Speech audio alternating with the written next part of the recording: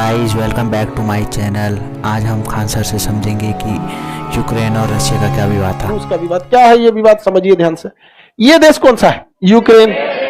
USSR जब अलग हुआ, यूएसएसआर कब टूटा था? 1991। उसमें ये 3 तो बाल्टिक टूट गए, उसी में बेलारूस टूटा, उसी में यूक्रेन टूटा। यूक्रेन के नीचे देखिए मोल्डोवा उसी में टूटा। यूक्रेन के नीचे एक छोटा सा देश होगा मोल्डोवा, मिल गया है मोल्डोवा। कौन देश है? मोल्डोवा। लाइव वाले सब लोग देखते रहे, कौन देश है? मोल्डोवा। मोल्डोवा। देखिए यूक्रेन जब अलग हुआ किससे? 1991 में, तो भी ये रूस के फेवर में ही था। रूस के क्या था? फेवर में था।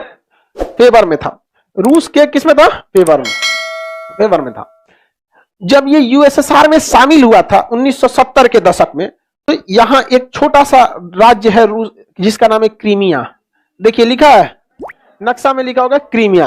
यूक्रेन का निचला राज्य का नाम है क्रीमिया। क्या नाम है? फ्लोरेंस नाइटिंगेल किस युद्ध में भाग ली थी? 1854 के क्रीमिया। नीचे मिल गया क्रीमिया, मिला कि नहीं मिला क्रीमिया? तो ये क्रीमिया रूस का था। किसका था? रूस का था। ये क्रीमिया जो था वो रूस का था। ये बड़ा वाला देश कौन है? रूस। रूस। ये क्रीमिया किसको दे दिया? यूक्रेन को दे दिया। और यूक्रेन को किस में मिला लिया? यूएसएसआर में। किसमें मिला लिया? यूएसएसआर में। Union of Soviet socialist Republican, USSR, Soviet संघ रूस का पुराना नाम था। यहां इसको मिला लिया। लेकिन 1991 में सोवियत संघ की अर्थव्यवस्था गड़बड़ा गई और सोवियत संघ बिखर गया। सोवियत संघ के बिखरने के बाद यूक्रेन अलग हो गया। लेकिन यूक्रेन नौटंकी करना चालू किया। यूक्रेन जाके मिल गया यूरोपीय यूनियन वालों से। किससे मिल गया? यूरोपीय यूनियन वालों से। तो तब तक रूस कुछ नहीं बोला। लेकिन रूस में 2014 में यूक्रेन में सत्ता में थे पेट्रो यानुकोविच। इनके समय यूक्रेन के लोग दबाव बनाने लगे कि तुम नाटो के सदस्य बन जाओ। किसके सदस्य बनो? NATO, North Atlantic Treaty Organization. अब आपको पता है इसके जो 29 देश हैं अब 30 हो गए। माल्टा शामिल हुआ है, 30 हो गया। अभी जो आपको बताया तो 30 हो गए थे। अब इन तीनों देशों का है क्या कहना है भैया कि हम 30 पे अगर किसी ने हमला किया तो हम 30 मिलकर मारेंगे। क्या ये रूस के लिए सही है?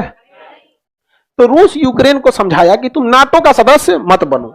कहा कि आप होते कौन है हमारा हमको नसीहत देने वाले? रूस का कि अपनी औकात देखे हो। 2014 में इसने क्रीमिया पे कब्जा कर लिया। ये यूक्रेन का निचला भाग का नाम क्या है? क्रीमिया। रूस ने किस पे कब्जा कर लिया? क्रीमिया पर कब्जा कर लिया। पूरी दुनिया देखते रह गई। अमेरिका ने प्रतिबंध लगाया कि कोई भी देश अगर रूस से कोई सामान खरीदेगा तो अमेरिका उस पर काटसा एक्ट लगा देगा, क्योंकि अब डायरेक्ट लड़ नहीं सकते, तो उसके व्यापार को खत्म करेंगे। तो बहुत सारे लोग रूस से व्यापार नहीं करते थे। किसके डर से? अमेरिका के डर से। और अमेरिका को भी बहाना मिला था कि भाई आप किसी भी देश को ऐसे ही कब्जा नहीं ना लेंगे, अब फरिया लीजिए जिसको देखना। अब डायरेक्ट अमेरिका भी रूस पे हमला नहीं कर सकता, रूस भी अमेरिका पे नहीं कर सकता। यही तो होता है शीत युद्ध। दोबारा 2014 के बाद क्या चालू हो गया? शीत युद्ध। अमेरिका ने क्या कब्जा कर लिया? क्रीमिया। रूस ने क्या कब्जा कर लिया? क्रीमिया। अब देखिए क्रीमिया के नीचे तो काला सागर है। क्रीमिया के नीचे कौन सागर? काला। लेकिन क्रीमिया के ऊपर एजोब सागर होगा। देखिए कौन सागर है? एजोब सागर। क्रीमिया के ऊपर सागर एजोब सागर।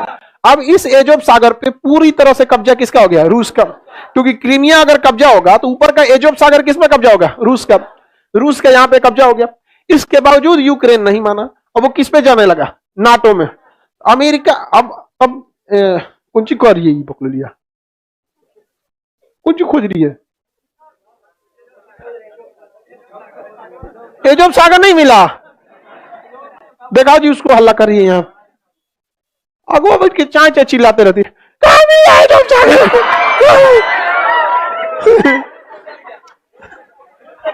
रूस लेके चल गया तो कहां मिलेगा?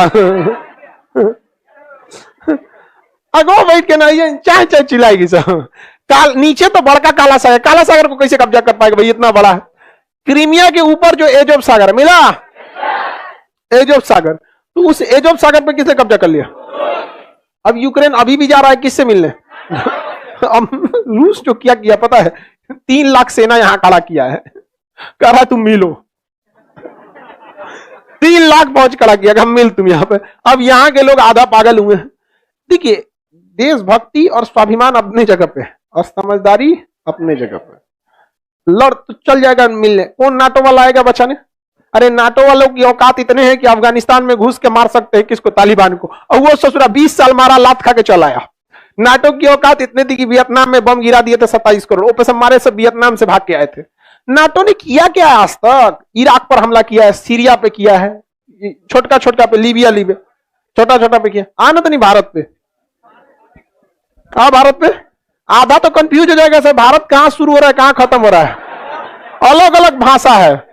बिहार में कुछ की कोई छोरी तुम फोन करेगा, we cross the border of India, now we are in Nepal. कर नेपाल में नहीं रहे, इंडिया है। अंग्रेजवा आए थे तो पगला गया था सब, नहीं समझ आ गया किसी को, कोई दिक्कत नहीं है, आगे बढ़े। तो देखिए ध्यान से, ये वाला बॉर्डर यहाँ पे किसने खड़ा कर दिया फौज? अगर ये जाएंगे नाटो में, तो नाटो में तो रातों रात नहीं मिल सकते भाई, कोई इसका एक समझौता होता है, वो होगा, बहुत लंबी प्रक्रिया होती है। तू प्रक्रिया चालू कर, तू चालू कर, यहाँ मार देंगे। अब मारिए दे तो ठीक है ससुरात, नहीं नाटो में जाएंगे यहाँ पर मारो। इससे सीखना चाहिए हम लोग को देशभक्ति।